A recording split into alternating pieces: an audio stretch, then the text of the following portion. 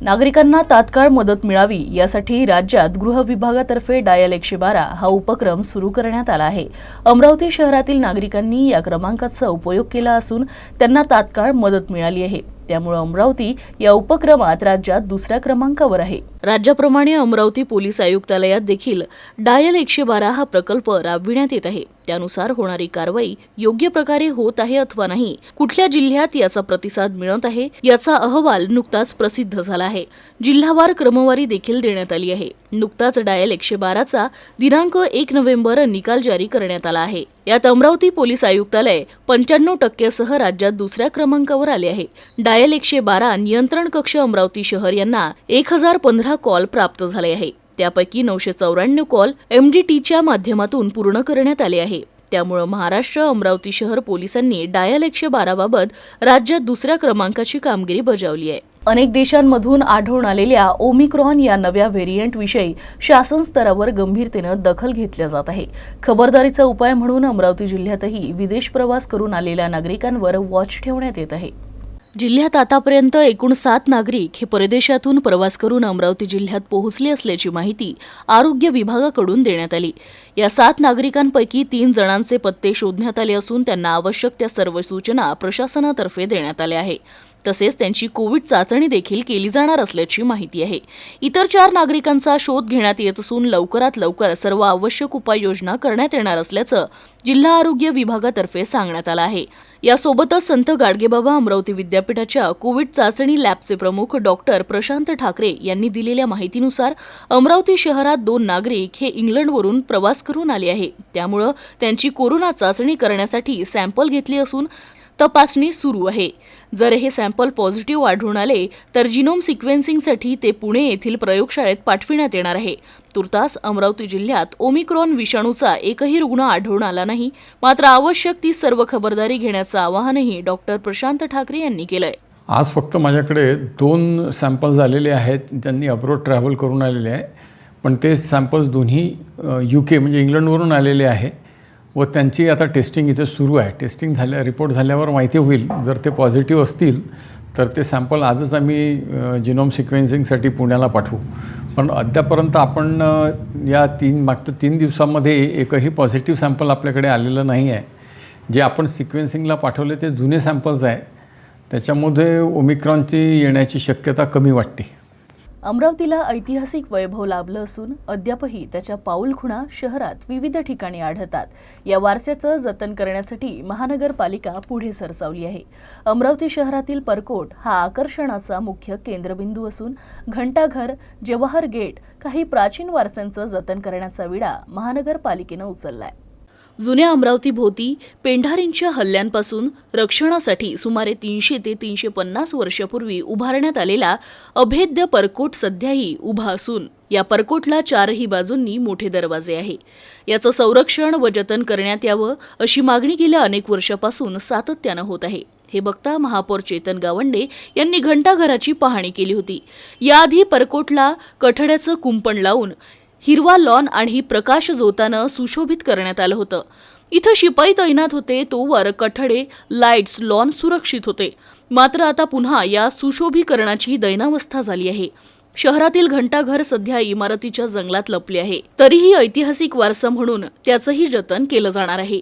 ब्रिटिशकालीन छत्री तलाव, शिवटेकडीचाही यात समावेश आहे। शिवटेकडीच्या विकासाला सुरुवात, शिवटेकडीचा मालटेकडी सध्या इथं विकास सुरू असून इथं लहान उद्याने, छत्रपती शिवाजी महाराजांचा अश्वरूढ पुतळा, शिवसृष्टी असे उपक्रम पूर्ण केले जाणार आहे। शहराच्या मध्यभागी असलेल्या पर्यटकांच्या आकर्षणाचा केंद्रबिंदू आहे, त्यामुळे शिवटेकडीच्या विकासाचे काम मनपाद्वारे हाती घेण्यात आले आहे।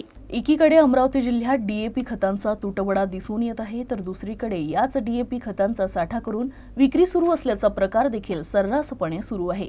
बुधवारी जिल्हा परिषदेच्या सर्वसाधारण सभेत या विषयावर मोठी चर्चा झाली होती। त्यानंतर कृषी विभागातर्फे धाड सत्र राबविण्यात आलं।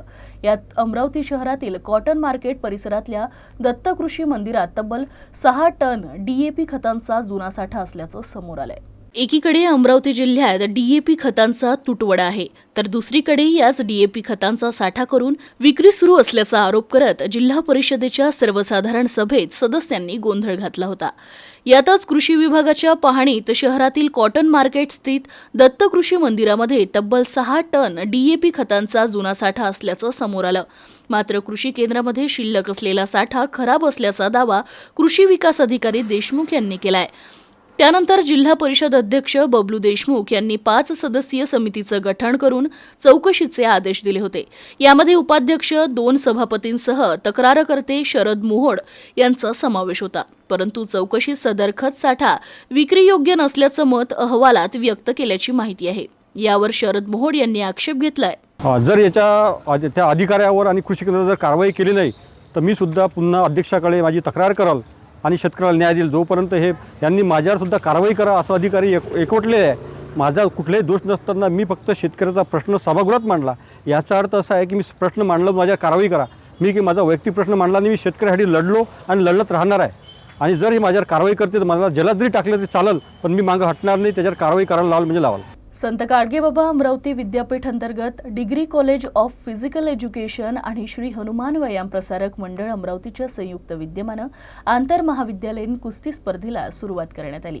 या स्पर्धेत अमरावती विद्यापीठांतर्गत अमरावती, अकोला, वाशिम, यवतमाळ व बुलढाणा जिल्ह्यातील महाविद्यालयातील कुस्तीपटू सहभागी झाले आहे. संत गाडगेबाबा अमरावती विद्यापीठ अंतर्गत degree college of physical education Shri Hanuman व्यायाम प्रसारक मंडळ अमरावती द्वारा आयोजित आंतर महाविद्यालयीन कुस्ती स्पर्धेला शुक्रवारपासून सुरुवात करण्यात आली. श्री हनुमान व्यायाम प्रसारक मंडळाच्या बास्केटबॉल ग्राउंडवर सुरू झालेल्या या स्पर्धेत विविध वजन गटात महिला व पुरुष कुस्तीपटू सहभागी झाले. यात फ्रीस्टाईल मुले 57 kilo, 61 kilo, 70 kilo, 74 kilo, 79 kilo, 86 kilo, 92 kilo, 97 kilo, 125 kilo असे आहे. तर मुलींमध्ये freestyle 55 kilo, 60 kilo, 63 kilo, 67 kilo, 72 kilo, 77 kilo, 82 kilo, 87 kilo, 97 kilo, 130 kilo या गटात ही स्पर्धा होणार आहे. तर ग्रीको रोमन पद्धतीत मुलांमध्ये 55 kilo, 60 kilo, 63 kilo, 67 kilo, 72 kilo, 77 kilo, 82 kilo, 87 kilo, 97 kilo, 130 kilo वजन गटात या स्पर्धा सुरू झाल्या आहे. या स्पर्धेत अमरावती, अकोला, वाशिम, बुलढाणा आणि यवतमाळ या 5 जिल्ह्यातील महाविद्यालयातील कुस्तीपटू सहभागी झाले आहे.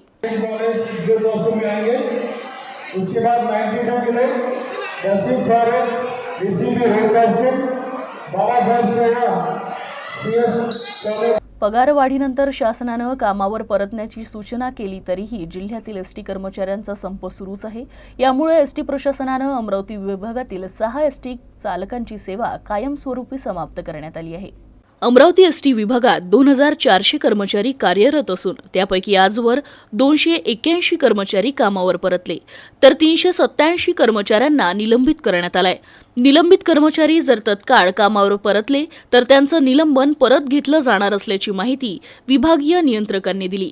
विलिनीकरणाच्या मागणीवर अडून असलेले 2119 कर्मचारी अजूनही संपावर आहे. त्यापैकी 6 चालकांची सेवा कायमस्वरूपी समाप्त करण्यात आली असून त्यांना परत कामावर घेतलं जाणार नसल्याचे एसटी प्रशासनानं सांगितलंय.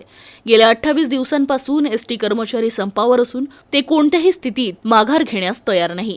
जे चालक वाहक कामावर परतले त्यांच्याकडून काही बस फेऱ्या होत आहे. मात्र अजूनही राज्यभरातील तसेच विभागातील 85% कर्मचारी संपावरच असल्यानं लाल परीची चाके रखडली आहे. सेवा समाप्तीबाबत मात्र विभागीय नियंत्रक श्रीकांत गभणे यांनी मात्र बोलण्यास स्पष्ट नकार दिलाय.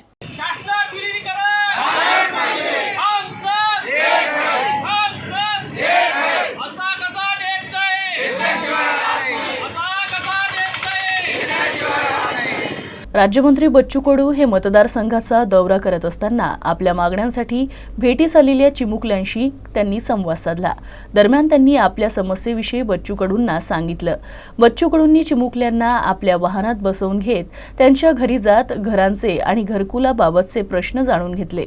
राज्यमंत्री बच्चू कडू हे त्यांच्या मतदारसंघाचा दौरा करत असताना काही चिमुकल्यांनी राज्यमंत्र्यांच्या वाहनाला हात दाखवत घरकुलाचा प्रश्न सोडविण्याची विनवणी केली. बच्चू कडू यांनी सुद्धा चिमुकल्यांना आपल्या वाहनात ताबडतोब बसवून घेत त्यांच्या घरी गेले. घरच्यांचे व घरकुलाबाबतचे प्रश्न जाणून घेतले. ज्या घरी आमदार बच्चू कडू पोहोचलेत त्या घरातील परिस्थिती अतिशय हालाखीची होती. तरी सुद्धा येथील मोठा मुलगा MPSCच्या परीक्षेचा सराव करत असल्याचं बच्चू कडूंना आढळलं. त्यामुळं त्याला काही आर्थिक मदत राज्यमंत्र्यांनी केली. त्याचबरोबर चिमुकल्याचे आजोबा कपड्यांना इस्त्री करण्याचं काम करत असल्याचं त्यांच्या लक्षात येताच त्यांनी सुद्धा नवीन इस्त्री आणि इतर व्यवसायाकरिता आर्थिक मदत राज्यमंत्र्यांनी केली.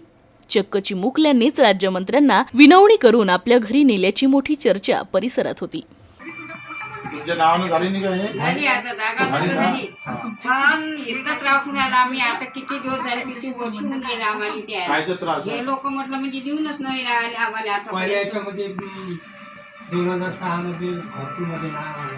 बरं. काय दिलं नाही. इथं होतच नाही म्हणे, इथं होतच नाही म्हणे. तुम्ही अजून कुठं हे करा म्हणे, पण इथं नाही करत. नाही पाणी काहीच नको. सुप करते. काही यायची नाही. इतकं गळती हे गळ आम्ही दिवस तर करायला जातो, काही करू नका म्हणते आम्हाला. नांदगाव पेठेतील पॉवर हाऊस जवळ असलेल्या 12 आदिवासी कुटुंबियांना काही दिवसांपासून जागा खाली करण्यासाठी दबाव तंत्राचा वापर करण्यात येत आहे. आदिवासी बांधवांवर झालेल्या या अन्यायाविरोधात बिरसा क्रांती दलानं पीडित आदिवासी कुटुंबियांची भेट घेतली आणि त्यांना धीर दिला. या प्रकरणी जिल्हाधिकारी, पोलीस आयुक्त यांना भेटून न्याय मिळवून देण्याचं बांधवांना आश्वासन दिलंय. 30 वर्षापासून आदिवासी बांधव पॉवर हाऊस स्थित एका जागेवर आपल्या परिवारासह वास्तव्यास आहे. ग्रामपंचायतीनं या सर्व नागरिकांना भोगवटदार म्हणून देखील घोषित केलं आहे. दरम्यान अमरावतीमधील एका बिल्डरनं आदिवासी राहत असलेल्या झोपड्यांच्या समोरचं शेत खरेदी केलं.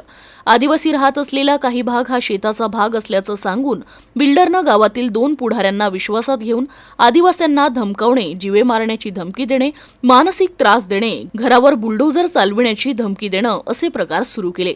त्यामुळे आदिवासी कुटुंब भयभीत झाले होते आणि त्यांनी कामाला जाणं देखील बंद केलं. सदर घटनेचं वृत्त UCN न्यूजनं प्रसारित करताच बिरसा क्रांती दलाच्या पदाधिकाऱ्यांनी आदिवासी बांधवांची भेट घेऊन त्यांना धीर दिला. तसेच सोमवारी जिल्हाधिकारी आणि पोलीस आयुक्त यांना भेटून आपली व्यथा शासन दरबारी मांडणार असल्याचं आश्वासन दिलं.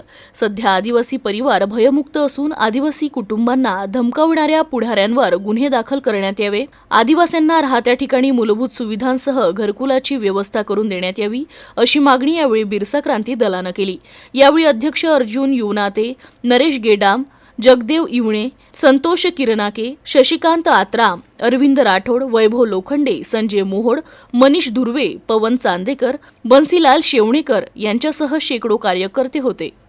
आज अमरावती शहराच्या जवळपास 10 किलोमीटरवर नांदगावपेठ येथे गेल्या 25 ते 30 वर्षापासून 70 ते 80 घरं आदिवासींची आहेत. आदिवासींचा फक्त निवडणुकीसाठी उपयोग केला जातो. आज 25-30 वर्ष झाल्यानंतर आदिवासी समाजाच्या इथे राहणाऱ्या कोणत्याही कुटुंबाला 8 मिळाला नाही, घरट्यात पावती मिळाली नाही आणि ती घरट्यात पावती देण्यात आली, परंतु त्याच्यावर भोगवटा म्हणून टाकण्यात आलं आणि यांना अक्षरशः इथून हाकलण्याचा प्रयत्न चालू आहे. ग्रामपंचायतीचे काही सदस्य आहे किंवा पंचायत समितीचे सदस्य आहे ते यांच्यावर जबरदस्तीने यांना हाकलण्याचा प्रयत्न करतात. थोडं आम्हीच देतात, याचा आम्ही जाहीर निषेध करतो आणि आम्हाला दोघंही इथचे जे प्रस्तावित वर्ग आहे यांना सांगू इच्छितो का आदिवासी समाजाला तर थोडासा धक्का जरी लागला तर उद्या तुमच्या खुर्चीला धक्का लागल्याशिवाय आम्ही सोडणार नाही, हे तुम्ही अगोदर लक्षात घ्यावं. आणि इथं राहणारा जो आदिवासी भोळा समाज आहे, ह्या भोळ्या समाजाचं पुनर्वसन नको, आम्हाला पुनर्वसन करायची गरज नाही आहे. इथंच यांना तुम्ही 600 हजार स्क्वेअर फूटचे 8 मंजूर करण्यात यावे आणि यांना घरकुल देण्यात यावं. हे जर तुम्ही केलं नाही, अन्यथा आमच्या समाजाला कुठं त्रास देण्याचा प्रयत्न केला तर तुमच्यावर ॲट्रॉसिटी गुन्हे आम्ही दाखल करू आणि भव्य दिव्य मोर्चा कलेक्टर ऑफिसवर काढण्यात येईल. कारमधून शेळ्यांची चोरी करणाऱ्या 2 भावांना अमरावतीच्या स्थानिक गुन्हे शाखेच्या पोलिसांनी अटक केली आहे. या कारवाईत पोलिसांनी 2,10,660 रुपयांचा मुद्देमाल जप्त केलाय. आकाश हरिचंद्र गायगोले व अंकुश हरिचंद्र गायगोले अशी अटक केलेल्या भावंडांची नावं असून ते यवतमाळ येथील एकविरानगर येथील रहिवासी आहे. पोलिसांनी त्यांच्या ताब्यातून कार आणि इतर साहित्य असा एकूण 2,10,660 रुपयांचा मुद्देमाल जप्त केलाय. अमरावती स्थानिक गुन्हे शाखेचे पोलीस निरीक्षक तपन कोल्हे, PSI मंगेश भोयर यांच्या नेतृत्वात पोलीस पथकानं ही कारवाई केली. आरोपींना अटक करून चौकशी केली असता ते जप्त केलेल्या कारसह अन्य एक कारचा देखील वापर करतात. सखोल चौकशीनंतर या दोघांनी शेळी चोरीच्या 10 गुन्ह्यांची कबुली दिली आहे. त्यांच्याकडून आणखी काही गुन्हे उघडकीस येण्याची शक्यता असल्यानं पोलीस त्यांची चौकशी करीत आहे. बातमीपत्रात इतकंच. बातम्यांची मालिका अशीच सुरू राहील. तोपर्यंत तुम्ही बघत रहा UCN न्यूज. नमस्कार.